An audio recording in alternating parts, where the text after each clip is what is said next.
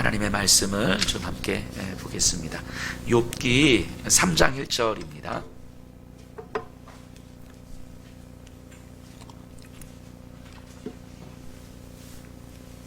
욥기 3장 1절입니다.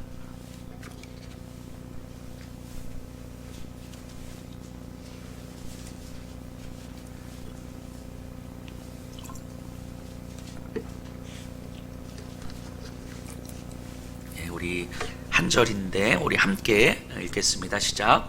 그 후에 욥이 입을 열어 자기의 생일을 저주하니라. 아멘. 저녁에 말씀 사경회를 하니까 제가 참 좋아요. 설교를 길게 하는 건 어렵지 않거든요. 짧게 하는 게 어렵지. 근데 이제 새벽이나 낮이면 좀 시간에 대한 제약이 있는데 저녁이니까 시간에 대한 제약이 없어서 참 편해요. 그래서 감사해요, 저녁에. 자, 우리 어제 말씀을 우리가 좀 기억하시면서 오늘 좀 들으셔야 되는데요. 어제는 욥기 1장 2장을 보면서 욥을 바라보는 사단과 하나님의 시선의 차이를 이야기를 했어요. 사단은 욥의 울타리를 조건으로 만들어 버렸어요. 그래서 울타리를 무너뜨리는 거죠. 하지만 하나님은 욥의 울타리는 조건이 아니라 그저 하나님께서 허락하신 은혜였을 뿐이고, 하나님과 욥과의 관계에서는 그 어떤 조건도 될 수 없다는 사실을 말씀하셨어요. 울타리가 무너지는 것이 두려움이지만 그 두려움 때문에 하나님으로부터 멀어질 것인가? 아니면 그 두려움으로 인하여서 새로운 하나님을 만나게 될 것인가? 이것이 이제는 욥에게 달려있는 거예요. 그래서 하나님은 자신의 명예를 욥에게 거시고 싸우고 계시는 거죠. 결국 울타리를 무너뜨리는 건 사단의 최선이지만 결국은 하나님의 목적이 이루어지는 과정이기도 한 거예요. 그래서 하나님은 욥을 하나님으로부터 떨어뜨리려는 사단으로부터 욥을 붙잡기 위해서 처절한 싸움을 시작하시는 거죠. 그래서 이 욥의 고통이 어떻게 하나님의 고통과 만나는지, 그래서 하나님과 욥이 어떻게 참된 연합에 이르게 되는지를 욥기가 진행되는 내내 우리가 살펴보게 될 거예요. 자, 어제 이어서 오늘 말씀을 볼 텐데 2장 마지막 부분과 이제 3장을 오늘 살펴볼 거예요. 자, 욥은 재산과 자녀를 잃고 자신의 건강까지 다 잃었어요. 완전히 비참한 상태에 빠졌어요. 2장 9절 10절 볼게요. 그의 아내가 그에게 이르되 당신이 그래도 자기의 온전함을 굳게 지키느냐? 하나님을 욕하고 죽으라. 그가 이르되 그대의 말이 한 어리석은 여자의 말 같도다. 우리가 하나님께 복을 받았은즉 화도 받지 아니하겠느냐 하고 이 모든 일에 욥이 입술로 범죄하지 아니하니라. 자, 욥의 아내가 욥에게 막 소리를 지르는 거예요. 당신이 믿는 하나님 도대체 뭐냐? 지금 우리가 이렇게까지 순전하게 하나님을 경외했고 순종했고 잘 살았는데 도대체 당신의 하나님, 당신이 믿는 하나님이 뭐냐? 끝까지 당신이 그 하나님 앞에서 그 신앙을 고백할 것이냐? 말도 안 되는 소리 하지 말라고, 하나님을 욕하고 죽으라고 이렇게 이야기를 해요. 이 욥의 아내가 나쁜 여자입니까? 이게 믿음 없는 사람일까요? 이 욥의 아내의 모습을 예전에도 저도 그렇게 생각했던 것 같아요. 아니, 그래도 어떻게 하나님을 욕하고 죽으라고 그래? 같이 기도하고 같이 말씀 앞에 서고 같이 하나님 끝까지 기다리고 이렇게 믿음의 동역자로 돋는 배필로 서야지 어떻게 여자가 이래? 뭐 이런 생각을 했었는데 좀 다르게 생각이 들어요. 정말 이게 믿음 없는 모습일까? 이 여인이 믿음 없다라고 판단하게 된다면 그 판단 자체에 대해서 우리가 진짜 의문을 제시해 봐야 되지 않겠습니까? 저는 이 상황이라면 누구라도 이럴 수 있지 않을까요? 이런 반응을 보여주는 것이 어찌 보면 극히 정상적이고 정당한 반응 아니겠습니까? 그런데 이 욥의 반응을 보세요. 주께 복도 받았은즉 화도 받지 않겠느냐고 말하면서 입술로 범죄하지 아니하니라라고 말해요. 이걸 보면서 야, 그래 진짜 욥 진짜 대단하다 이렇게 생각할 수 있죠. 물론 욥이 대단한 건 사실이죠. 그래서 우리도 저런 신앙 고백하기를 소망하기도 해요. 그래서 욥은 어떤 고난 가운데서도 결코 하나님을 원망하거나 범죄하지 않고 정말 믿음으로 인내한 사람처럼 보이잖아요. 하지만 여기에 반전이 이제 숨어져 있는 거죠. 숨겨져. 이 성경 기자는요, 이 욥의 마음의 상태를 아주 세밀하게 포착하는 게 있어요. 욥에게 고난이 두 번에 걸쳐서 오잖아요. 그러니까 첫 번째는 재산과 자녀의 죽음, 그리고 그 다음 두 번째가 이제 욥의 건강. 자, 첫 번째 고난이 당했을 때 욥의 반응이 어떠냐면 1장 22절에 보세요. 이 모든 일에 욥이 범죄하지 아니하고 하나님을 향하여 원망하지 아니하니라, 이렇게 이야기를 해요. 이 문장을 직역하면 이거예요. 이 모든 일에 욥은 죄를 짓지 않았다, 그리고 하나님을 원망하지 않았다. 이 문장이에요. 자, 이 문장을 기억하셔야 돼요. 자, 근데 오늘 2장 10절 보세요. 2장 10절은 앞부분도 똑같아요. 이 모든 일에 욥이 죄를 짓지 않았다. 이렇게, 그러니까 문장이 1장 22절과 2장 10절이 문장이 똑같아요. 이 모든 일에 욥이 죄를 짓지 않았다. 근데 1장에서는 그리고 하나님을 원망하지 않았다. 그럼 이 문장이 똑같이 시작이 되니까 뒤에도 이제 예상이 되잖아요. 하나님 앞에 죄를 짓지 않았고 또 하나님께 원망하지 않았겠구나 라고 했는데, 그 다음에 2장 10절에는 딱 한 단어가 나와요. 입술로. 그럼 이거를 다시 병치시켜 보면 이런 거예요. 첫 번째 문장은요, 이 모든 일에 욥이 죄를 짓지 않았다, 그리고 하나님을 원망하지 않았다. 두 번째 문장은요, 이 모든 일에 욥이 죄를 짓지 않았다, 입술로는. 이 문장이에요. 이 구조라고요. 감이 좀 오시나요? 그러면 같은 문장으로 시작하고 같이 죄를 짓지 않았다라고 하는데 앞에서는 하나님을 원망하지 않았다라고 부연 설명을 딱 했는데 뒤에서는 입술로만 하고 끝. 이거 문장도 아니에요. 단어예요, 단어. 입술로만. 전치사하고 입술이라는 단어 딱 놓고 끝이라고요. 그러면 뭔가 이 글을 읽으면서 뭔가 이런 느낌 드는 거죠. 분명히 하나님 앞에 죄를 짓지 않고 하나님을 원망하지 않았다. 이거는 원망하지 않았다라는 것은 마음의 문제일 텐데, 근데 두 번째 문장에서는 하나님께 죄를 짓지 않았는데 입술로는 죄를 짓지 않았다, 이 얘기를 하는 거예요. 그럼 뒤에는 뭔가 생략돼 있다는 이야기잖아요. 성경 기자는요, 지금 욥의 심정의 변화를 포착하고 있는 거예요. 이걸 이렇게 표현하고 있는 거죠. 욥의 마음은 지금 흔들리고 있는 거예요. 지금 처해진 현실이 잘 납득이 안 되고 있는 거예요. 이제까지 하나님은 이러신 적이 없거든요. 하나님은 나에게 이해가 되시는 분이셨어요. 내가 열심히 하나님께 예배를 드리고 열심히 순종하고 열심히 하나님 앞에 할 수 있는 모든 것들을 다 했을 때 하나님은 거기에 충분히 반응해 주셨던 분이에요. 하나님은 이해가 되는 분이셨다고요. 그러니까 자신도 충분히 하나님께 순종을 했잖아요. 순종의 결과들이 분명했으니까. 그런데 지금은 도저히 받아들여지질 않는 거예요. 이제까지 익숙해 있는, 그래서 이제까지 하나님께 했었던, 정말 하나님은 복을 주시는 분이고 화도 주시는 분이고 하나님 나의 모든 것들을 주시는 분이고 하나님 이 땅에 창조 주시고 그래서 하나님께 순종하면 순종하는 자들에게 하나님 분명히 복을 내려주시는 분이라고 믿고 있었던 이 신앙 고백으로 지금 현실을 도피하고 있는 거죠. 현실은 지금 내가 받아들일 수 없는 상황이거든요. 이제까지 하나님이 이러신 분이 아니셨고 그래서 지금은 하나님이 이해가 안 되는 거예요. 그런데 지금 이 상황에서 욥은 이제까지 자기에게 익숙해져 있는 신앙으로 지금 도피하고 있는 거예요. 마음은 지금 흔들리고 있는데 그래도 하나님께서 복도 주셨은즉 화도 주시지 않겠습니까? 라고 입술로는 그렇게 고백했습니다. 라고 지금 성경 기자는 이야기하고 있는 거라고요. 그러니까 입술로 그렇게 고백한 이유가 뭘까 하는 거죠.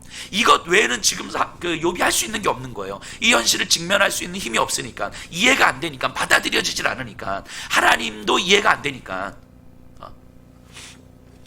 어찌 보면 사실 욥의 아내가 욥에게 했던 말, 하나님을 욕하고 죽으라, 이 말이 사실은 욥의 마음 아니었을까 싶어요. 욥도 이 마음 아니었을까 싶어요.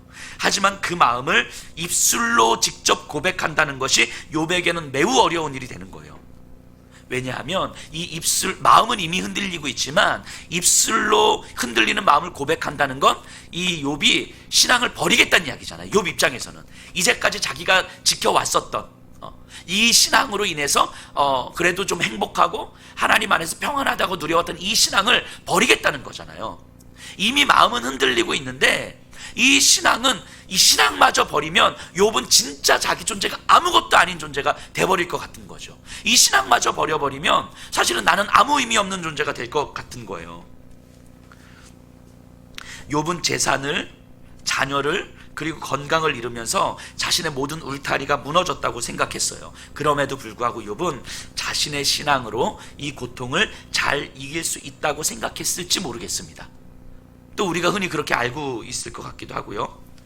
이 신앙으로 내가 지금 이 상황을 이겨내야지. 그러면서 뭐 하고 있냐면 현실을 회피하고 있는 거라고요.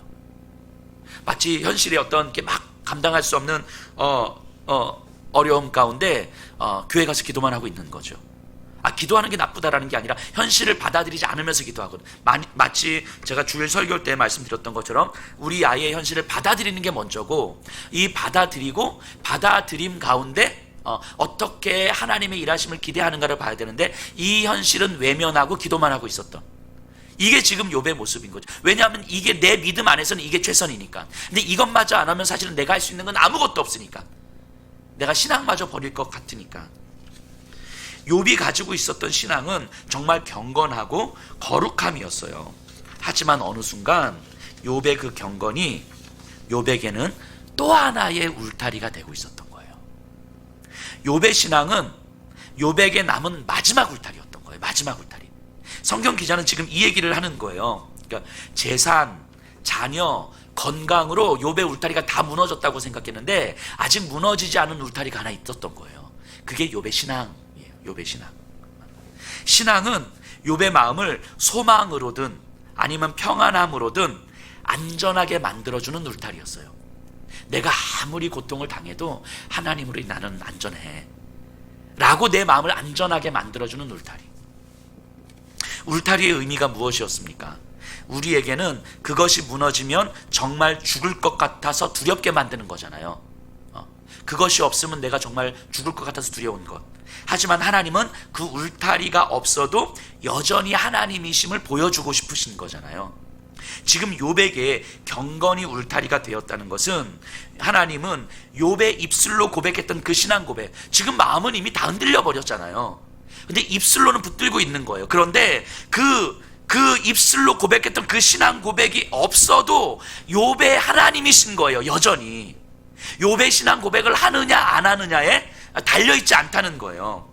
하지만 욥은 이 신앙 고백마저 없으면 자신이 아무 의미 없는 존재가 될 것 같은 두려움에 쌓여 있는 거죠. 이 신앙 고백마저 없으면 진짜 하나님으로부터 내가 멀어져서 하나님과 상관없는 존재가 될 것 같은 두려움에 사로잡혀 있는 거예요. 마치 하나님과 욥의 관계가 내 입술에 달려있는 것처럼 생각하고 있는 거죠. 하지만 하나님은 그렇게 생각하지 않으신다고요. 욥의 그 입술의 고백이 없어도 하나님은 여전히 욥의 하나님이시라고 이야기하는 거예요. 근데 욥은 자신의 입술의 고백에 하나님과의 관계가 달려있다고 믿고 있는 거죠. 이것마저 없으면 나는 불안해지고 두려워지고 견딜 수 없는, 하나님으로부터 완전히 멀어진 삶이 될 거라고 믿고 있는 거죠. 어찌 보면 사단은 욥의 울타리를 모두 깨뜨렸죠. 이제 마지막 남은 하나까지 깨뜨렸어요. 신앙이라고 하는 울타리까지 깨뜨렸어요. 욥의 신앙마저 이제는 두려움의 입술의 고백만 남았을 뿐이지 그 실체는 이미 흔들리고 있으니까. 그래도 어찌 보면 사단은 하나님과의 싸움에서 이긴 것처럼 보이잖아요. 욥의 신앙마저 이제 버리고 있는 것 같으니까, 흔들리는 것 같으니까. 또 뒤에 보면 이제 오늘 우리가 3장 보면서 살펴볼 텐데 진짜 그렇거든요. 그러니까 사단이 이긴 것처럼 보일 수 있어요. 근데 여기서 우리는 이제 질문 던져봐야 되는 거죠. 욥의 신앙이 흔들리는 것이 진짜 욥이 하나님으로부터 멀어지는 일일까? 이 질문 던져봐야 되는 거죠. 욥의 마음은 흔들릴 수 있지만 욥과 하나님과의 관계는 욥에게 달려있는 게 아니잖아요. 이해가 되시나요? 욥과 하나님과의 관계는 하나님께 달려있는 거잖아요. 욥의 마음은 얼마든지 흔들릴 수 있고 욥의 마음은 얼마든지 하나님으로부터 멀어진다고 생각할 수 있지만, 그렇다고 해서 진짜 하나님과의 관계가 멀어지는 건 아닐 수 있는 거잖아요. 그 관계는 욥의 마음과 욥의 입술의 고백에 달려있는 것이 아니라 하나님께 달려있는 거니까. 그래서 하나님은 욥을 붙드시기 위해서 처절하게 싸우시는 거잖아요. 예수님의 십자가를 한번 생각해 보세요. 예수님은 십자가 위에서 하나님의 자신을 버리셨다고 고백했어요. 엘리 엘리 라마 사막다니, 나의 하나님 나의 하나님 어찌하여 나를 버리셨나이까. 예수님은 하나님의 자신을 버리셨다고 본 거예요. 그 십자가 위에서. 그렇다고 하나님과 예수님과의 관계가 진짜 끊어졌습니까? 아니잖아요. 예수님은 정말 그 십자가에서 그 처절한 고통 가운데 하나님으로부터 버림받았다는 현실 앞에서 진짜 나는 하나님으로부터 멀어졌고 하나님과의 관계가 끝났구나라고 마음에 생각했단 말이죠. 그런데 사실 그 자리는 하나님과의 관계가 멀어지는 자리가 아니라 하나님도 처절한 고통 가운데 예수님을 붙들고 있는 자리였었던 거잖아요. 예수님의 마음이 실제의 관계는 아니잖아요. 이해가 되시나요? 하나님과 예수님과의 관계가 예수님의 마음에 달려있는 것이 아니라 아버지 하나님께 달려있었던 거잖아요. 지금 욥이요, 내 입술의 고백에 마치 하나님과의 관계가 달려있다고 생각하고 있는 거예요. 왜 그랬을까요? 왜냐하면 욥의 입술의 고백은 내 마음을 평안하게 만들어줄 수 있는 최후의 보루였으니까. 이해가 되시나요? 내가 하나님마저 붙들지 않으면 내 마음에 평안함을 줄 수 있는 건 이젠 더 이상 남아있지 않을 테니까. 근데 때로는 우리는 너무 쉽게 내 신앙이 좀 흔들리거나 내 마음이 좀 하나님으로부터 좀 멀어진 것 같다고 판단을 하면 마치 내 신앙이 큰 문제 있는 것처럼 생각을 할 때가 있어요. 내 마음이 조금만 불안하고 두려우면 마치 큰일 나는 것처럼, 내 믿음이 떨어진 것처럼. 그런데 사실 좀 냉정하게 생각해 보면 내 믿음이 좀 떨어지면 어떻습니까? 내가 좀 하나님에 대한 마음이 좀 식으면 좀 어때요? 내 안에 좀 불안함과 두려움이 좀 들어오면 좀 어때요? 그것 때문에 하나님과 나와의 관계에 문제가 생기는 건 아니잖아요. 단지 내 마음에 뭔가 불안함과 두려움이 있을 뿐인 거지. 그런데 내 마음의 불안과 두려움이 마치 하나님과의 관계에 영향을 끼친다라고 생각하는 건, 그래서 내 마음이 좀만 불안하고 내가 마음이 조금만 두렵고 내 마음에 뭔가 하나님에 대한 마음이 확 식어 있는 것처럼 느껴지면, 그래서 마치 내가 하나님으로부터 멀어져 있는 것처럼, 마치 큰일 난 것처럼 생각한다면 사실은 그거는 하나님께 집중하는 믿음이 아니라 내 마음에 집중하는 믿음이겠죠. 내 마음이 평안한 게 하나님과의 관계도 좋은 거라고 생각하는 거죠. 근데 하나님은 그렇게 생각하지 않을 수도 있다고요. 불안과 두려움이 들어와도 괜찮아요. 우리가 진짜 두려워해야 되는 일은 뭐냐면 복음이 무엇인지 들으려 하지 않고 고민하려 하지 않는 거를 두려워해야 되는 거죠. 자, 전통적이고 관습적인 신앙이 욥에게는 마지막 울타리였어요. 하나님과의 관계가 나에게 달려있다고 생각하고 있는 거예요. 자, 그러면 진짜 사단이 이긴 것인가, 아니면 하나님이 사단에게 질 수 없을 텐데 어떻게 사단은 하나님은 사단과 싸움을 시작하는가를 이제 봐야 되는 거겠죠. 자, 하나님과의 싸움이 시작되기 전에 그 싸움의 배경을 이루는 욥의 세 친구들이 등장해요. 우리 잠깐 볼게요. 2장 11절에서 13절. 그때에 욥의 친구 세 사람이 이 모든 재앙이 그에게 내렸다 함을 듣고 각각 자기 지역으로부터 이르렀으니 곧 대만 사람 엘리바스와 수아 사람 빌닷과 나아마 사람 소발이라. 그들이 욥을 위문하고 위로하여 서로 약속하고 오더니 눈을 들어 멀리 보매 그가 욥인 줄 알길 어렵게 되었으므로 그들이 일제히 소리질러 울며 각각 자기의 겉옷을 찢고 하늘을 향하여 티끌을 날려 자기 머리에 뿌리고 밤낮 7일 동안 그와 함께 땅에 앉았으나 욥의 고통이 심함을 보므로 그에게 한마디도 말하는 자가 없었더라. 자, 엘리바스, 빌닷, 소발, 그들은 욥을 위로하려고 왔어요. 아마 대단히 가깝고 신뢰할 만한 사람이었을 거예요. 근데 멀리서 욥을 보는데 욥을 알아보지 못할 정도라고 했어요. 얼마나 망가져 있었으면. 그래서 그들은 함께 가슴을 찢으며 탄식합니다. 그리고 7일 동안 아무 말도 안 하고 함께 울기만 했어요. 아마도 욥의 세 친구들이 가장 잘한 행동은 바로 이거였을 거예요. 이대로 끝났으면 참 좋을 텐데 지나가면서 이제 말을 하기 시작해서 이제 문제가 되는 거죠. 욥의 친구들이 어설프게 욥아 너 똑바로 해라 이렇게 말을 하니까 말이 문제예요. 자, 어쨌든 욥의 친구들이 어떤 말을 할 수 없을 정도로 욥의 상황이 비참했다는 걸 알 수 있어요. 자, 이렇게 하고 이제 3장으로 넘어가요. 자, 여기 3장부터요 욥의 태도가 돌변하기 시작합니다. 우리가 우리 2장 10절의 말씀처럼 이 모든 일에 그 욥이 입술로 범죄하지 아니하노라, 이거를 진정한 믿음의 고백으로 우리가 받아들이면 3장이 이해가 안 돼요. 갑자기 3장 1절 보세요. 그 후에 욥이 입을 열어 자기 생일을 저주하니라. 내가 태어난 날을 막 저주하거든요. 이 2장 10절의 말씀을 믿음의 고백으로 받아들이면 이 3장이 이해가 안 되는 거예요. 근데 2장 10절을 이미 마음이 흔들린 상태에서 내 마음의 평안을 위해서 최후의 보루로 잡고 있는 관습적이고 익숙해진 신앙의 고백으로 받아들이면 이제 3장이 이해가 되는 거죠. 왜냐하면 욥은 이미 하나님이 이해가 안 되고 있는 거예요, 지금. 하지만 내 마음의 평안함을 위해서 뭔가 마지막 보루를 붙들고 있는 거죠. 2절에서 5절 한번 보세요. 욥이 입을 열어 이르되 내가 난 날이 멸망하였더라면 산의 아이를 베었다 하던 그 밤도 그러하였더라면 그 날이 캄캄하였더라면 하나님이 위에서 돌아보지 않으셨더라면 빛도 그 날을 비추지 않았더라면 어둠과 죽음의 그늘이 그 날을 자기의 것이라 주장하였더라면 구름이 그 위에 덮었더라면 흑암이 그 날을 덮었더라면 계속 나와요. 욥은요 자신이 태어난 날을 저주하고 있어요. 욥이 자신의 태어난 날을 저주한다는 의미는 뭡니까? 하나님의 섭리를 거부하고 있다는 이야기잖아요. 하나님이 실수하셨습니다라고 이야기하는 거잖아요. 하나님이 잘못했습니다라고 하나님을 지금 공격하고 있는 거잖아요. 왜냐하면 욥은 이제까지 자신의 태어남부터 자신의 모든 삶의 순간순간들이 감사였단 말이죠. 하나님의 은혜였고 하나님의 섭리였어요. 그래서 하나님 앞에 모든 것들을 감사하는 삶을 살았단 말이죠. 그런데 이제는 그 모든 것들의 시작이었던 자기의 태어남이 저주를 받지 않았던 것이 지금 속상한 거예요. 하나님 실수하셨습니다라고 이야기하는 거잖아요.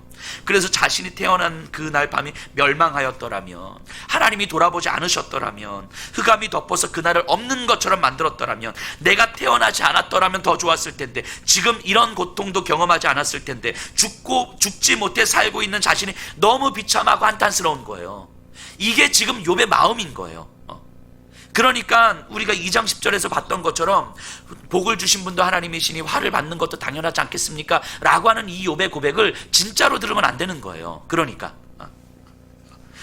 10절에서 11절 보세요. 이는 내 모태의 문을 닫지 아니하며 내 눈으로 환난을 보게 하였음이로구나. 어찌하여 내가 태에서 죽어 나오지 아니하였던가? 어찌하여 내 어머니가 해산할 때에 내가 숨지지 아니하였던가?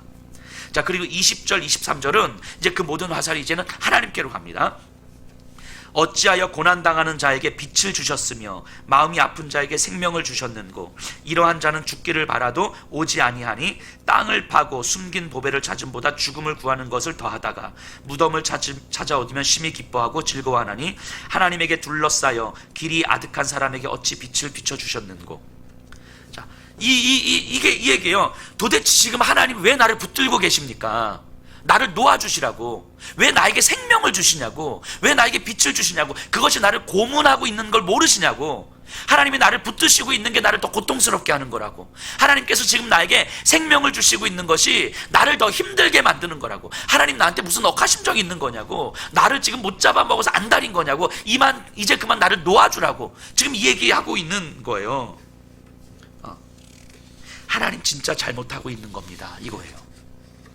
이제까지 욥은요 자신의 생명을 지켜주시는 하나님께 감사했고 그것이 은혜라고 생각했어요. 하지만 지금은 자신의 생명을 지켜주시는 것이 오히려 자신을 공격하고 있는 것이라 항변하는 거예요.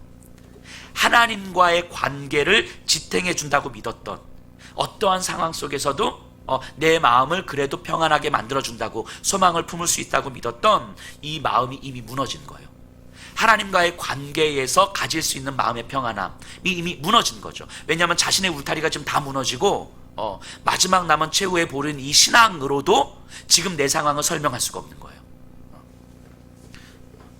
그러니까 재산의 소실, 자녀의 죽음, 육체의 고통으로 이어지는 모든 과정을 일시에 경험한 욥에게 현실은 더 이상 희망의 땅이 아니죠.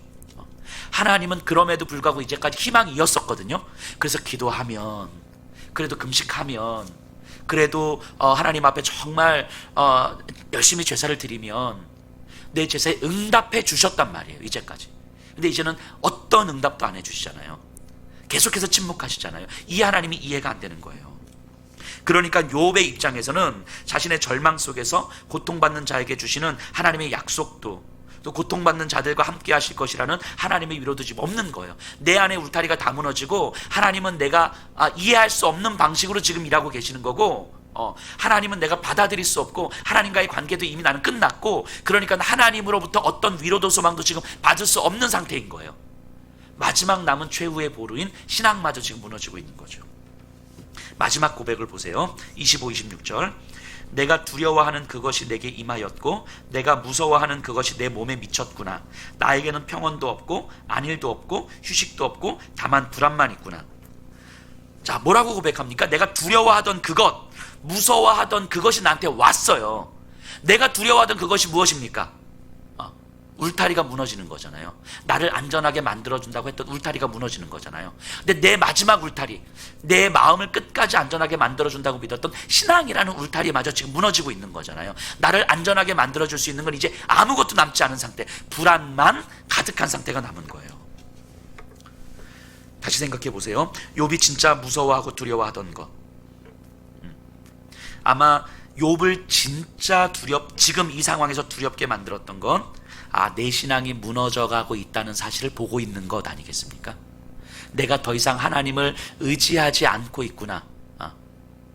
하나님을 의지하지 않는 게 아니라 하나님을 의지해도 사실은 내 안에 평안이 없구나 라는 것을 확인하면서 하나님의 존재로부터 내가 멀어지고 있다고 느끼고 있는 이 상황이 욥이 진짜 가장 두려워하는 거죠. 근데 이 모습을 보면서 좀 충격을 받기도 해요. 욥이 마지막까지 붙들고자 했던 울타리, 그 신앙, 하나님 그것마저 지금 무너뜨리고 있는 거잖아요. 신앙을 무너뜨리시는 거예요. 하나님의 사람, 우리 그리스도인들에게 우리가 갖고 있는 신앙을 무너뜨리고 있는 거예요. 하나님이. 이게 좀 받아들이는 게 쉽지는 좀 않았어요. 정말 다시 또 깊이 좀 생각해 보면 우리는 신앙이 무너지면, 신앙생활을 오래 했던 사람들 중에서 한 20년 이상 신앙생활을 하셨던 분들은 우리에게 신앙이 무너지면 진짜 끝이라고 생각하시잖아요. 정말. 그래서 정말 어떤 경우에서도 신앙을 놓지 않으려고 발버둥 치는 거잖아요. 어떻게 해서든 내 신앙을 지키려고 기도원도 며칠씩 갔다 오기도 하고 아주 용하다는 목사님 찾아가서, 용하다는 권사님 찾아가서 예언기도 받기도 하고, 안 되면 금식기도라도 하기도 하고, 목사님이 교회 앞에 잔디밭에 풀 한 달 동안 뽑으십시오. 그럼 뽑기도 하고, 어떻게든 발버둥 치는 거잖아요. 이 신앙 붙들고자. 그런 발버둥이 나쁜 건 아니에요. 하지만 우리가 욥기를 통해서 진지하게 다시 생각해 봐야 되는 건 우리가 붙들고자 하는 신앙, 그래서 놓지 않으려 발버둥 치는 그 신앙이 과연 어디를 향해 있는가? 이 질문 던져봐야 되는 거예요. 어디를 향해 있는가? 신앙은요, 분명히 하나님이 은혜로 주신 거예요. 우리가 신앙을 가지고 있다는 건 하나님이 우리에게 은혜를 주신 거예요. 그런데 어느 순간 신앙이 우리의 조건이 돼버려요. 어제 말씀드렸던 것처럼 하나님이 우리에게 은혜로 주신 것이, 그래서 어느 순간 이것이 조건이 돼서 하나님과의 관계에 어떤 고리가 되는 거죠. 신앙이 은혜인 것은요, 내 마음의 불안과 두려움이 없어지는 것이 아니라 두려움을 안고 가는 거예요. 현실을 외면하고 가는 것이 아니라 현실을 받아들이고 현실의 불안과 두려움을 안고 가는 거예요. 그러면서 두려움보다 더 크신 하나님을 만나는 거예요. 이게 신앙이 은혜인 거죠.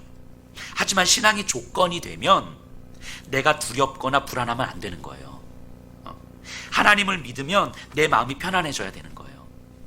하나님을 믿으면 심지어 내 재산이 사라지고 자녀도 사라졌을 때조차 그래도 나는 하나님께 범죄하지 않았으니까 라는 마음을 갖게 되는 거예요. 신앙이 조건이 되면. 그래서 어찌 보면 내 마음을 편안하게 만들기 위한 신앙 고백이 되는 거예요. 나는 하나님 앞에 그래도 범죄하지 않았으니까, 나는 하나님 앞에 그래도 예배를 빠지지 않았으니까, 내가 아무리 고통스럽고 힘들어도 그래도 나는 하나님 앞에서 이런 건 지켰으니까, 그러면서 원하는 건 뭡니까? 내 마음의 평안함이잖아요. 욥에게 마음을 평안하게 만들어줄 수 있는 마지막 울타리가 바로 신앙이었던 거예요. 이 신앙이 하나님을 향해 있는가, 아니면 내 마음을 평안하게 만들어주는 장치인가, 이 진지하게 고민해 보셔야 돼요. 내가 너무 불안하고 두렵고 초조합니다. 힘들죠. 그 상황을 받아들이는 건 힘들죠. 그 상황에 나를 열어놓는 건 힘들죠. 하지만 그렇다고 해서 하나님이 일을 안 하시는 건 아니잖아요. 내가 불안하고 두렵고 초조하다고 해서 하나님이 안 믿어진다고 해서 그렇다고 해서 하나님이 일을 안 하시는 건 아니잖아요. 그런데 하나님이 일을 안 하신다고 받아들이는 건 내 마음이 중심이 되고 있는 거잖아요. 내가 생각할 때 하나님은 일을 안 하신다고 여기시는 거잖아요. 그런데 내 마음의 상태에 따라서 하나님이 달라지는 건 아니잖아요. 두려움을 끌어안고 그럼에도 여전히 나와 관계를 맺으시는 하나님을 볼 수 있는 믿음의 싸움이 필요한 건데, 우리의 관심은 내 안에 있는 두려움을 없애는 것에 집중하고 있는 거예요. 내 안에 불안함을 없애는 것에 집중하는 거예요. 내 안에 상처와 아픔을 없애는 것에 집중하는 거예요. 내가 아무리 많은 상처를 가지고 있고 내가 아무리 많은 두려움을 가지고 있다 할지라도, 내가 지금 신앙이 흔들리고 하나님이 믿어지지 않는다 할지라도, 그래도 하나님은 일하시잖아요. 그런 내 마음과 상관없이 하나님은 일하시는 분이잖아요. 그럼 내 그런 마음을 끌어안고 그럼에도 불구하고 일하시는 하나님을 어떻게 내가 다시 볼 것인가를 다시 볼 것인가에 대한 믿음의 싸움을 해야 되는 거, 이게 필요한 건데, 우리는 내 마음 이걸 없애려고 하는 거예요.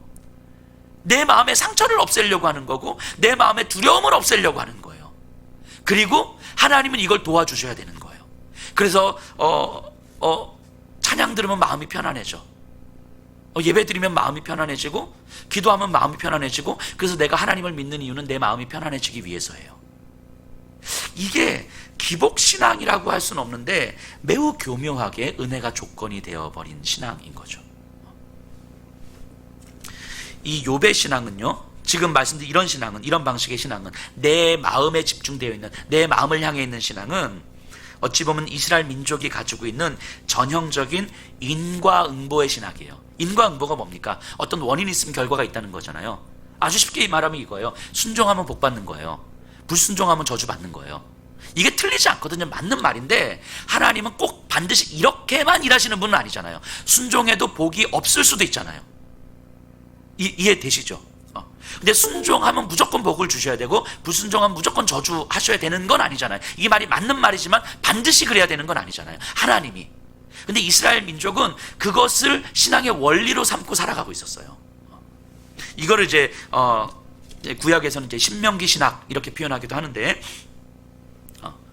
그러니까 하나님께 철저히 순종하고 작은 것 하나까지라도 범죄하지 않으려 애를 쓴 것은 참 좋은 모습이지만, 그로 인해서 욥은 마음의 평안을 얻었어요. 삶의 평안을 얻었어요. 그런데 어느 순간 그 마음의 평안이 안 되면, 마음의 평안이 무너지면 안 되는 상황이 돼버리는 거죠.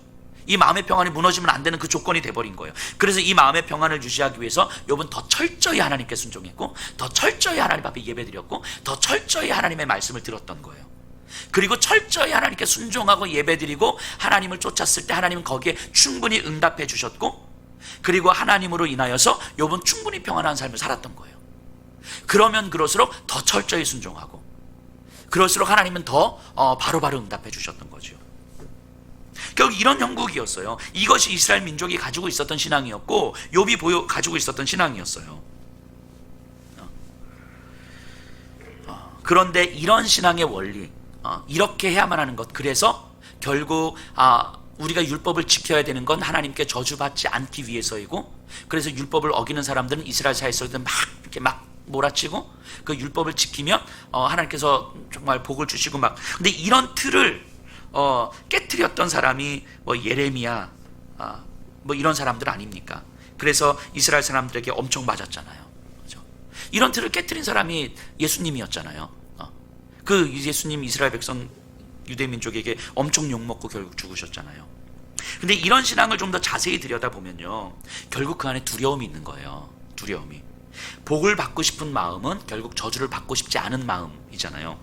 욥은 자녀들이 범죄하여 하나님께 벌을 받을까 봐 하는 그 두려움이 있는 거죠. 그 벌을 받으면 이제까지 우리가 누리고 있었던 그 평안함이 깨질 것 같은 두려움이 있는 거죠. 이 평안함을 유지해야 되기 때문에 그 철저하게 작은 것 하나까지 하나님 앞에 순종했던 거죠. 그리고 이제까지 하나님은 그 순종에 잘 응답해 주셨어요. 이제까지 살펴봤던 모든 울타리가 그랬던 것처럼 신앙도 하나님이 목적인 은혜였지만 어느 순간 내 마음의 평안이 목적이 되어버리는 거죠. 그래서 하나님을 믿으면 마음이 평안해지고 찬양을 들으면 마음이 평안해지고 어느 순간 이런 게 중심이 되어버리는 신앙. 결국 거룩하고 경건의 모양으로 하나님을 통제하려는 거죠. 결국은 하나님께 온전히 순종하면서 하나님께 온전히 철저히 예배드리면서 하나님을 통제하려고 하는 모습. 이게 전형적으로 잘 나타나는 신앙이 바알 신앙이잖아요. 바알을 섬기는 사람들은 얼마나 열심히 섬기는지 몰라요. 진짜 열심히 섬깁니다. 심지어는 자신의 아들까지 이렇게 내어주면서 열심히 섬겨요. 그렇게 철저히 열심히 섬기는 이유가 뭡니까? 바알이 주는 축복을 기대하기 때문인 거죠. 이게 바알을 통제하는 거잖아요. 내가 얼마나 내 생명을 바알에게 걸어. 왜요? 그래야 바알이 나한테 축복을 주니까. 바알을 통제하는 거잖아요. 근데 이것이 여호와의 이름으로 아주 철저히 아주 거룩하고 아주 경건한 모습으로 이루어지는 거죠. 그래서 거룩의 이름으로, 경건의 이름으로, 순종의 이름으로 하나님께 우리의 모든 것들을 걸어요.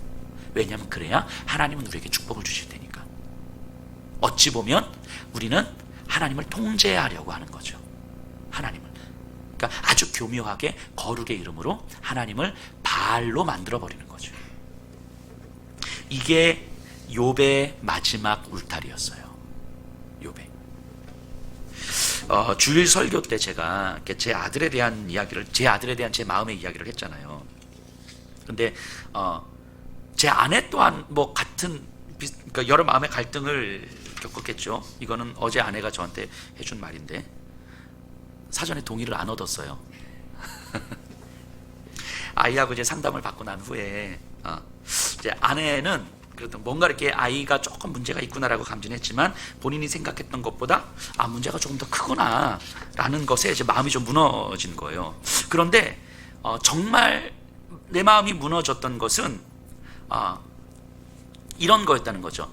이젠 내가 어떻게 해서 아이가 변화되는, 내가 최선을 다하고 노력을 해서 아이가 변화되는 게 아니구나 라는 걸 이 사실이 이제 내 마음을 무너뜨리게 만드는 거죠. 이제까지는 그래도 엄마가 이렇게 저렇게 더 열심히 하면 좋아지겠자라는 생각을 한 거예요.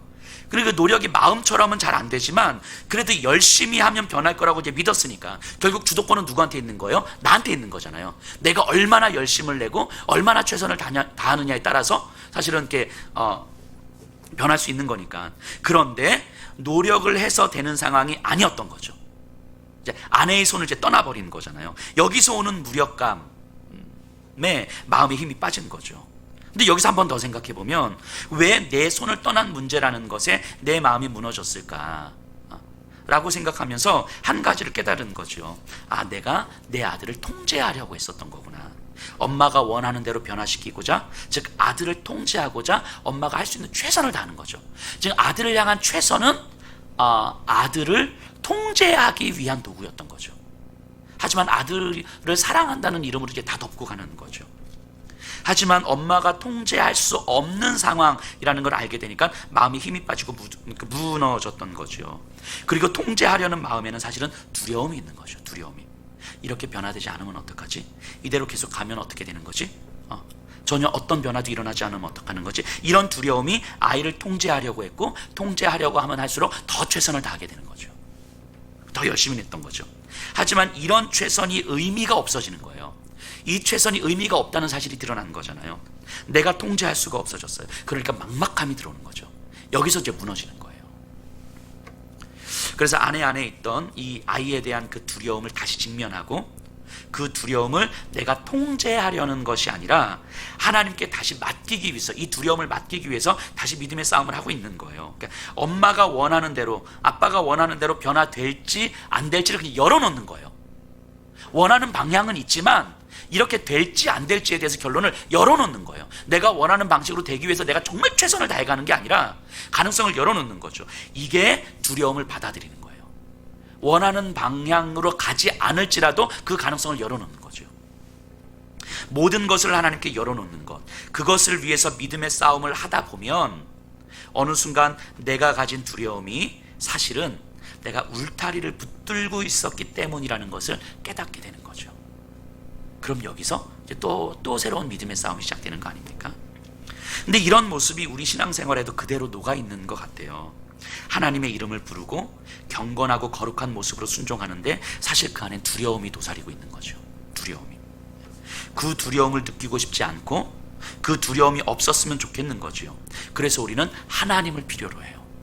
내 두려움을 없앨 수 있는, 두려움을 해결할 수 있는 가장 최선의 방법이 하나님이기 때문에. 이것은 하나님을 통제하려는 모습이잖아요. 근데 욥에게는 이제까지 하나님 잘 통제가 됐어요. 정말 잘 반응해 주셨어요. 내가 하나님을 통제하고 있다고 생각도 못할 만큼 하나님을 예배하면서 안전하게 살았습니다. 행복하게. 그런데 어느 순간 나는 여전히 똑같은데, 내가 뭔가 특별하게 잘못한 건 없는데 하나님이 지금처럼 반응하시지 않는 거예요. 이제까지처럼 반응하시지 않는 거예요. 내가 그렇게 경건한 삶을 살았는데 울타리들이 하나씩 하나씩 무너지면서 두려움이 사라지지 않는 거예요. 내가 무릎 꿇고 기도하고 말씀을 묵상하고 두 손 들고 찬양을 해도 내 안에 있는 불안감은 더 커져가는 거예요. 이때 우리에게 이런 강한 의심이 들어오는 거죠. 정말 기도가 무슨 소용이 있지? 말씀에 순종하는 것이 과연 무슨 의미가 있는 거지? 이런 강한 의문이 들어오는 거죠. 욥의 아내가 한 절규가 바로 그거 아닙니까? 욥과 더불어서 얼마나 순종하면서 경건한 삶을 살았겠습니까? 그로 인해서 충분히 평안한 삶을 살았어요. 그러니까 하나님을 향한 경건을 포기할 수가 없는 거예요. 이 내 삶의 모든 감사의 제목은 내 경건에 달려 있다고 생각했으니까. 그런데 어느 날 갑자기 이제까지의 신앙으로는 설명할 수 없는 상황이 벌어진 거죠. 이제까지 했던 방법들, 하나님을 움직이도록 하기 위해서 기도하고 금식하고 예배하고 제사드리고 했던 그 모든 것들로는 이제 안 되는 상황이 벌어지는 거예요. 자기 최선이 사실은 아무 의미가 없어지는 거예요. 내가 할 수 있는 모든 최선을 다했는데, 하나님을 향하여서 내가 할 수 있는 모든 최선을 다했는데 그것이 아무 의미가 없는 상황이 벌어지는 거예요. 통제 불가능한 상황이 되었고 두려움이 엄습하는 거죠. 이때 완전히 무너지는 거죠. 이게 욥의 아내 아닙니까? 욥은 그래도 마지막 경건의 끈을까지 붙잡았잖아요. 이렇게라도 붙잡으면 하나님께서 다시 평안하게 해주시지 않을까, 하나님께서 다시 응답해 주시지 않을까. 그런데 아무런 일도 일어나지 않았어요. 그런 일은 일어나지 않았습니다. 이제까지 욥이 가지고 있었던 신앙은 지금 욥이 부딪히고 있는 현실에 아무런 도움이 되지 못하고 있어요. 내 삶에 아무런 도움이 되지 못하는 신앙, 이 신앙이 욥에게는 지금 의미가 없는 거예요. 여기서 욥은 무너지고 있는 거죠. 아니, 어찌 정확하게 이야기하면 내 삶에 도움이 되는 신앙이었어요. 신앙은 이게 울타리였죠. 그러니까 이 신앙이라는 울타리가 넘어지고 있는 거예요 지금. 그러면서 하나님을 향해 있다고 생각했던 신앙이 사실은 나를 위한 울타리였다는 사실을 알게 되는 거예요. 그리고 바로 그때부터 그동안 신앙의 울타리 안에서 내 삶에 도움이 된다고 생각했던 그 신앙의 울타리 안에서 한 번도 던져보지 못했던 왜? 라는 질문을 던지기 시작합니다. 왜 하나님은 나를 태어나게 했습니까? 왜 하나님은 지금 나를 붙들고 있습니까? 왜 하나님은 지금 나에게 생명을 주십니까? 이제까지 그 질문을 던질 이유가 없었거든요. 던질 만한 상황도 없었거든요. 하지만 더 이상 신앙이, 내가 이제까지 알고 있었던 신앙이 지금 내 현실에 아무런 도움이 되지 않자 하나님께 질문을 던지는 거예요. 우리가 지금 이 장면을 보면서 욥의 마지막 울타리가 무엇이었는지 보이십니까? 욥이 왜 갑자기 이 태도가 돌변하고 있는지 보이십니까? 이게 보이셔야 돼요. 하나님은 그 울타리가 없어도, 신앙의 울타리가 없어도, 내 삶에 도움이 되는 신앙이 아니어도 하나님은 여전히 하나님이시거든요. 예수님은 여전히 나를 위해서 죽으신 거거든요. 하나님은 여전히 나의 아버지시거든요. 하나님은 여전히 동일한 하나님이신데 욥은 그 울타리가 없어지자 하나님도 보이지 않는 거예요. 내 삶에 도움이 되지 않는 그 신앙으로는 하나님을 볼 수가 없는 거예요. 왜냐하면 이제까지 하나님은 내 삶에 도움이 되는 신앙으로 봤었던 하나님이고, 그 내 삶에 여전히 많은 도움을 주셨던 하나님이고, 그리고 내 마음을 평안하게 만들어 주셨던 하나님인데 그 하나님이 이제는 보이지 않는 거예요. 자, 하나님이 욥에게 계속 침묵하고 계신 것은 욥의 그 마지막 울타리가 철저히 무너지기를 기다리고 있는 거 아니겠습니까? 철저히 무너질 때까지, 신앙은 내 삶에 전혀 도움이 되지 않을 수도 있구나. 그런데도 하나님은 여전히 살아계시는 거구나. 이거 보여주실 때까지 하나님은 계속 침묵하고 계시는 거 아닙니까? 여전히 그 울타리가 아니어도 동일하신 하나님을 만나기를 기다리고 있는 거잖아요. 그 시간이 욥에게는 고통의 시간이었지만 하나님께도 여전히 고통의 시간이었어요. 그러니까 욥이 당하는 고통은요, 단순한 의인의 고통 이렇게 생각하면 안 되는 거예요. 또 어떤 죄를 지어서 고통을 당했다 이렇게 생각해서도 안 되는 거예요. 기존의 신앙적 교리가 설명하지 못했던 하나님을 만나기 위한 과정인 거죠. 우리가 이제 내일부터 살펴보겠지만 욥의 친구들과 이제 논쟁이 나오거든요. 욥의 친구들은요, 아까 말했던 그 신명기 신학, 어떤 그 인과응보의 신학, 그러니까 이스라엘 민족이 가지고 있었던 그 인과응보의 신학에 근거해서 교리적으로 다 맞는 이야기를 해요. 그러니까 그 말들을 들으면 다 아멘 아멘 나올 법한 그런 이야기들을 해요. 반복해서. 하지만 삶에 대한 깊은 이해와 교리적 언어로는 담아낼 수 없는 하나님의 그 놀라우심, 그 광활하심. 그래서 그런 교리적 언어로는 담아낼 수 없는 그 하나님에 대해서 이 욥의 친구들은 반복해서 이야기하고 있는 거예요. 교리에 대해서, 신학으로. 너 하나님이 어떤 분이신지 알아? 하나님 앞에서 어떻게 네가 의인이라고 이야기할 수 있어? 내가 무슨 잘못을 했어? 하나님 앞에서 죄인이 아닌 사람이 어디 있어? 계속 이 얘기하는 거예요.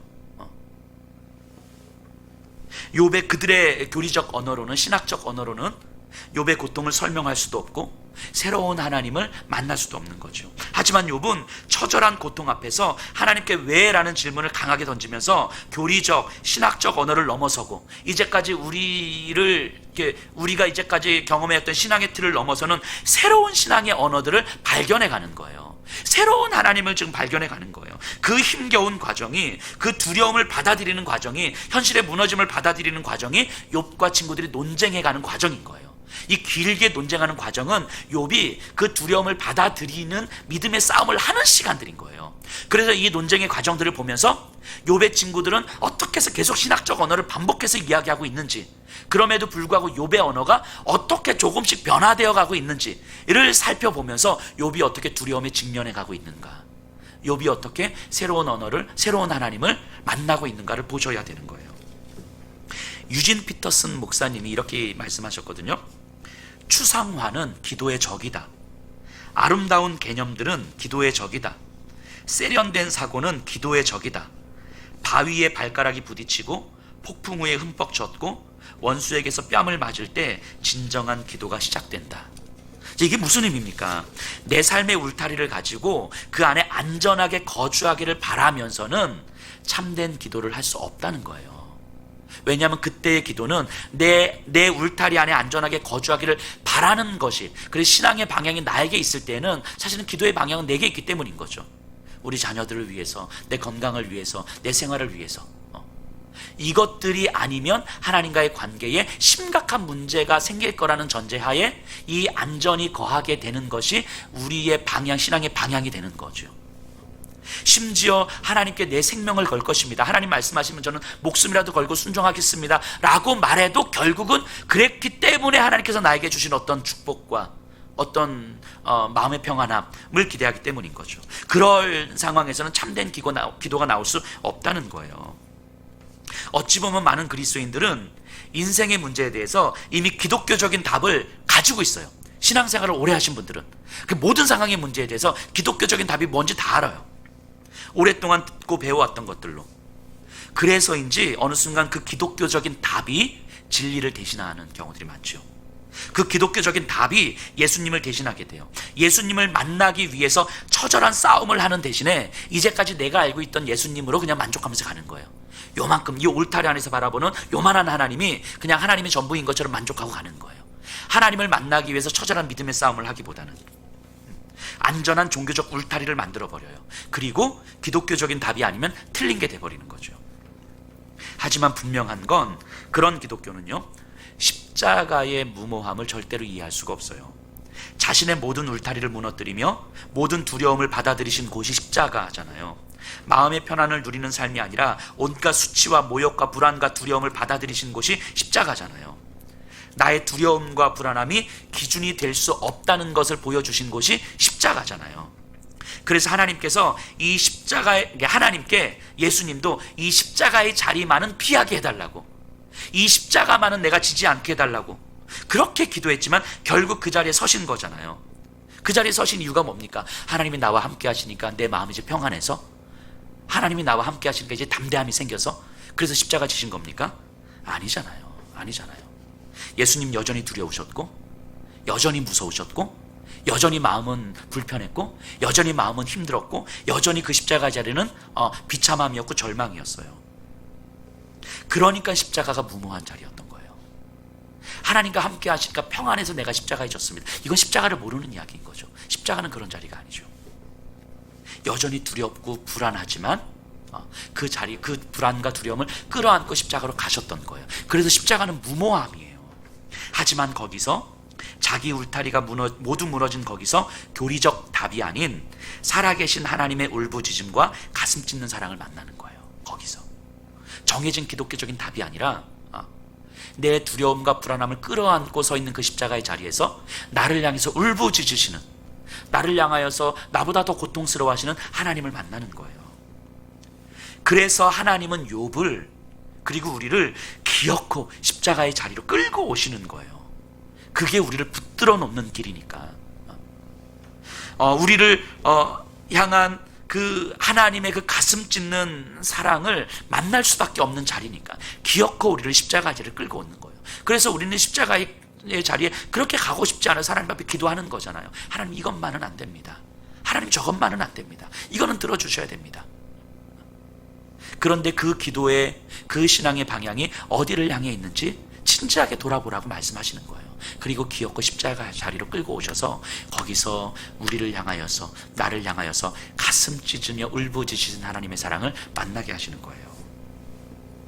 이게 평안하면 안 된다 이런 말이 아니라는 거 아시죠? 우리가 맨날 지지리 궁상 떨면서 고통만 당해야 된다 이런 말이 아니라는 거 아시죠? 우리의 신앙이 어디를 향해 있는가를 보셔야 되는 거예요. 우리의 신앙 한번 돌아보세요. 분명히 하나님은 우리에게 은혜를 허락하셨습니다. 나의 죄인됨과 하나님의 거룩하심을 깨닫게 하심으로 우리에게 신앙을 주셨어요. 그런데 어느 순간부터 신앙은 내 삶을, 내 마음을 안전하게, 평안하게 하기 위한 조건이 되고 있지는 않습니까? 진지하게 돌아보셔야 돼요. 그 엔도 슈샤크의 침묵이라는 소설이 있어요. 아마 읽어보셨는지 모르겠지만 16세기를 배경으로, 일본 선교를 배경으로 쓰여진 소설인데요.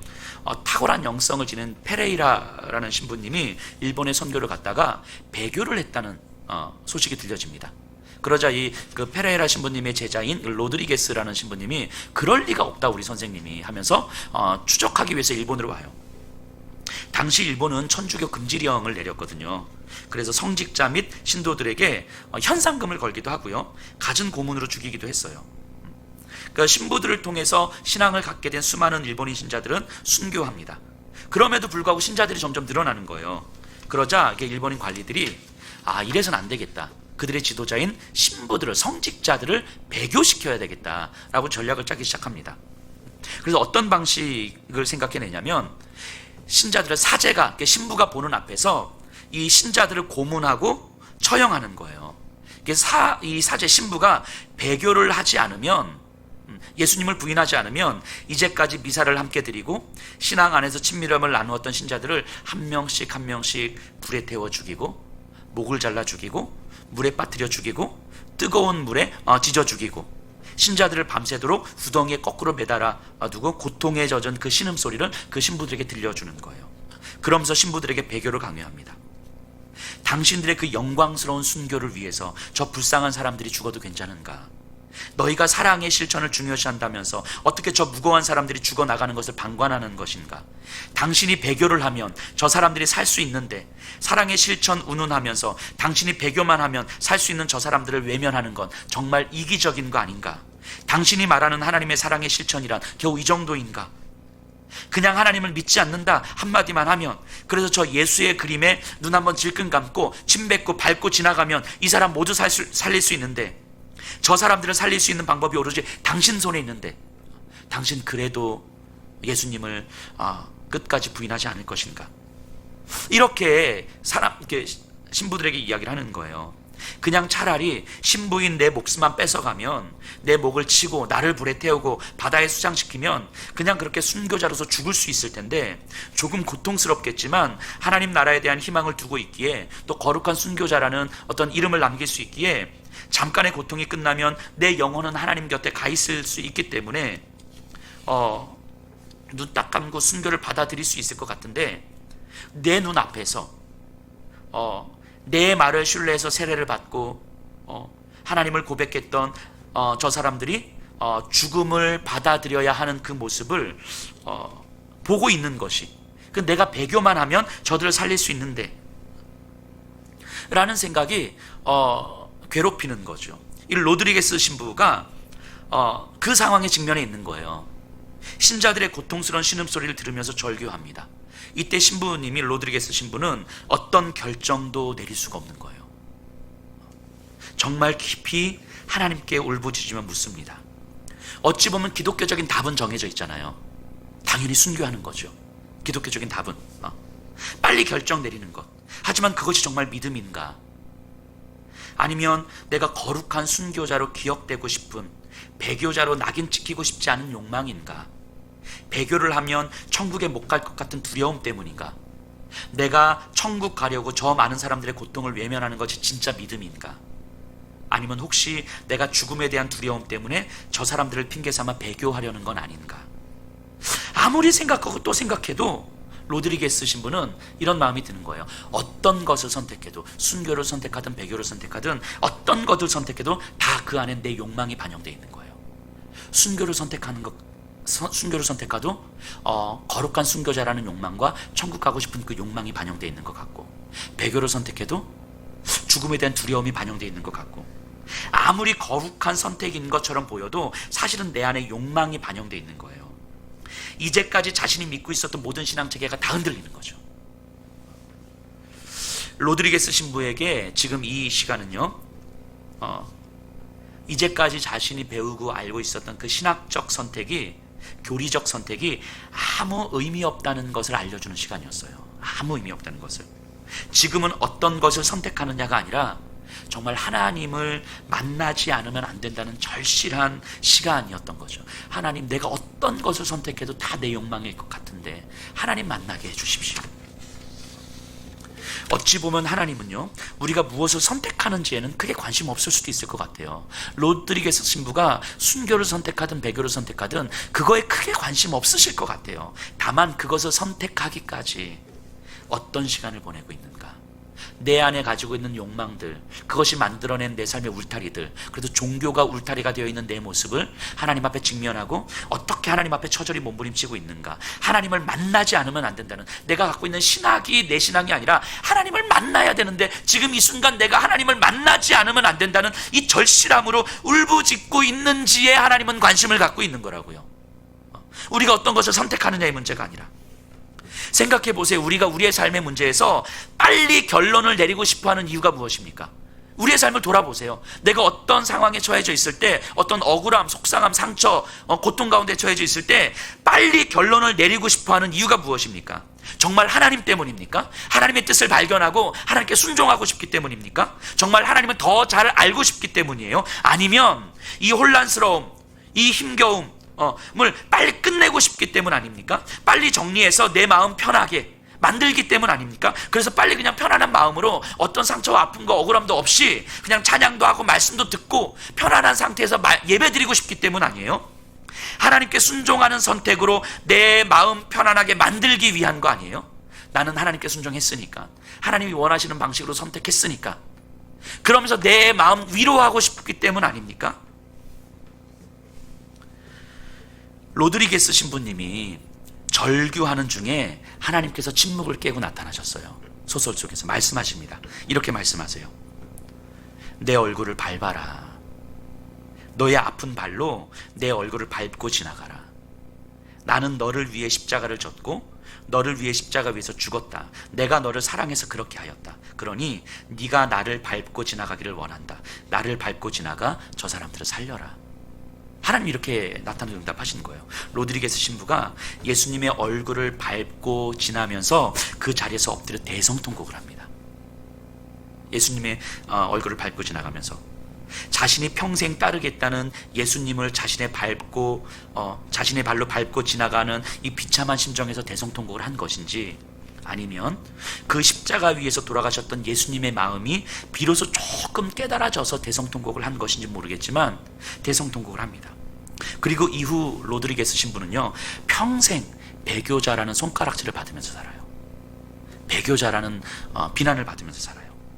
신자들을 살렸지만 예수님이 나타나셔서 말씀하셔서 신자들을 살리면서 예수님의 얼굴을 밟았지만 배교자라는 낙인을 지닌 채 평생 손가락질을 받으면서 삽니다.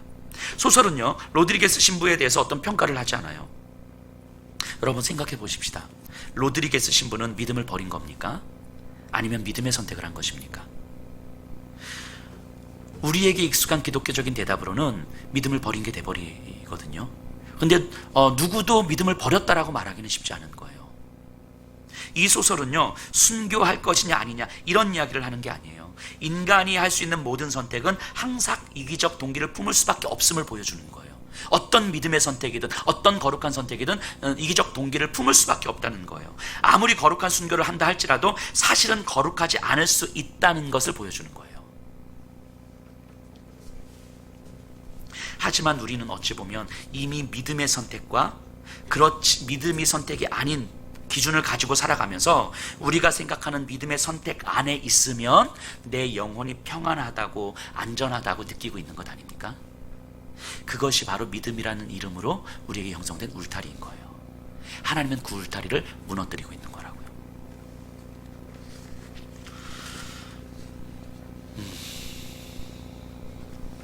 이 소설은 인간의 본성을 보여주면서 결국 하나님을 더욱 알아가기 위해서는 끊임없이 고민하고 처절하게 싸우고 어떤 것도 절대적 선택이 없다는 사실을 알게 해줍니다.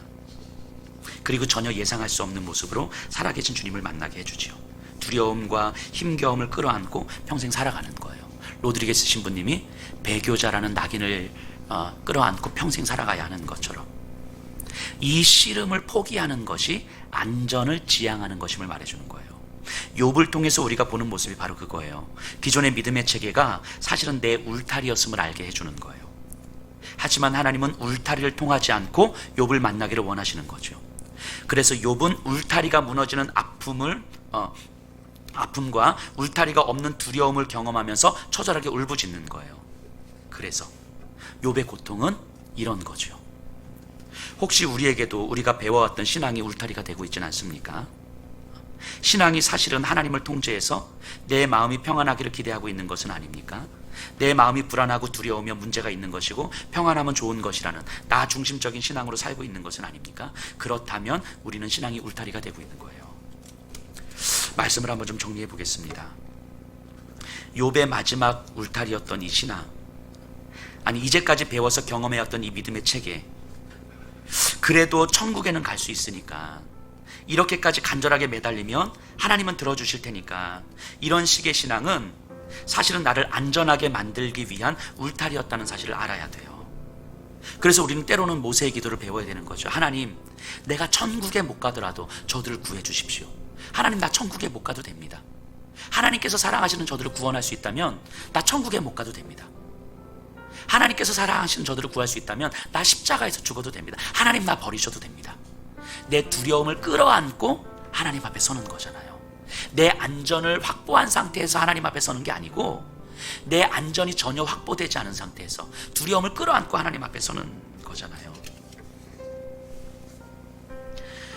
그래서 나를 안전하게 만들어주시는 하나님이 아니고 하나님 안에서 안전할 수 있다는 사실을 우리는 경험해야 되는 거예요. 내 삶에서 여러분들 부끄러울 게 뭐가 있습니까? 뭐가 부끄럽습니까? 위축되고 창피한 게 뭐가 있습니까? 마음 상해서 억울해 죽을 것 같은 게 뭐가 있습니까? 내 마음대로 되지 않는 자녀들 때문에 속상해서 견딜 수 없습니까? 그래도 교회 나와서 기도하면 마음이 편해져서 괜찮습니까? 그걸 위로가 되세요? 그래서 현실은 부끄럽고 속상하지만 기도만 하면 됩니까? 아니잖아요. 그런 거 아니잖아요. 부딪히셔야죠. 그것들이 내 울타리였구나. 기도만 하면 된다는 생각이 내 울타리였구나. 하나님 그거 무너뜨리시는 거잖아요. 이제 하나님께 물어야지요. 이런 것들 때문에 부끄러워하는 내가 더 부끄럽습니다, 하나님. 이렇게 고백하셔야 되는 거예요. 자녀 때문에 속상한 내가 이거를 내가 해결할 수는 없는데 하지만 이 속상함으로 인해서 진짜 하나님 만나게 해주십시오. 하나님을 만나지 않으면 사실은 내 삶에서 아무런 답도 없습니다. 울부짖으셔야 되는 거죠. 그리고 두려움과 불안함을 통제하려 하지 마시고 받아들이시고 끌어안으셔야 돼요. 그게 하나님이 우리 안에 있는 울타리들을 하나씩 끄집어내려는 과정 아닙니까? 하나님이 우리 안에 있는 울타리들을 끄집어내실 때 울부짖으세요. 괜찮습니다. 아프다고 소리치세요. 괜찮습니다. 우리의 생애를 저주하시라고요. 도대체 하나님 왜 그러시냐고. 하나님은 나를 공격하시는 것 같다고, 하나님만 아니면 내 삶이 평안할 것 같다고 절규하시라고요. 하지만 그럼에도 불구하고 하나님을 벗어나서는 안 되는 거잖아요. 하나님 앞에 서서 이 두려움을 끌어안으셔야죠. 하나님 앞에 서서 이 불안함을 끌어안으셔야죠. 우리 그렇게 하나님 앞에 서 가십시다. 우리